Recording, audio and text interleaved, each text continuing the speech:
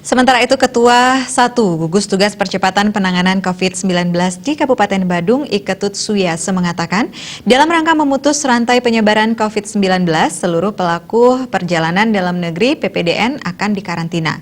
Hal ini dilakukan sesuai kebijakan pencegahan penyebaran COVID-19.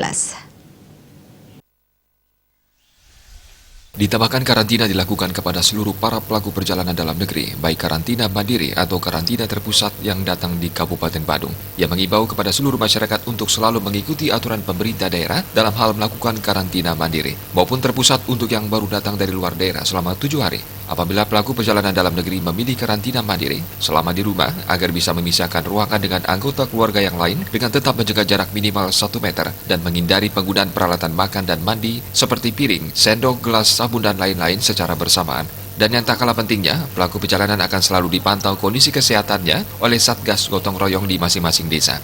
Selain karantina mandiri, PMK Badung juga menyiapkan tempat karantina terpusat yang dilengkapi dengan fasilitas yang sesuai standar protokol kesehatan dengan didampingi oleh tenaga medis. Gugus Tugas Percepatan Penanganan COVID-19 telah mencantumkan call center pada setiap posko-posko yang ada untuk bisa dihubungi oleh setiap para pelaku perjalanan yang mengalami gangguan pada kondisi kesehatan untuk bisa ditangani segera oleh petugas medis. Tenaga kesehatan akan melakukan pengecekan kondisi kesehatan secara teratur pada para pelaku perjalanan dalam negeri. Apabila ada gejala seperti sesak nafas, demam, batuk, agar segera dapat menghubungi fasilitas pelayanan kesehatan untuk bisa mendapatkan perawatan lebih lanjut.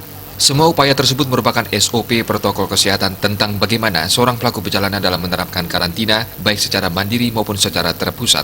Terkait dengan pencegahan penyebaran COVID-19, Suyase mewanti-wanti masyarakat untuk melakukan penyemprotan disinfektan pada permukaan benda yang sering disentuh banyak orang dan selalu berjemur di bawah matahari pagi kurang lebih selama 15 menit. Menerapkan perilaku hidup bersih dan sehat dalam rumah, mengkonsumsi makanan yang bergizi, olahraga dan istirahat yang cukup, serta mencuci tangan dengan sabun minimal selama 20 detik di air mengalir.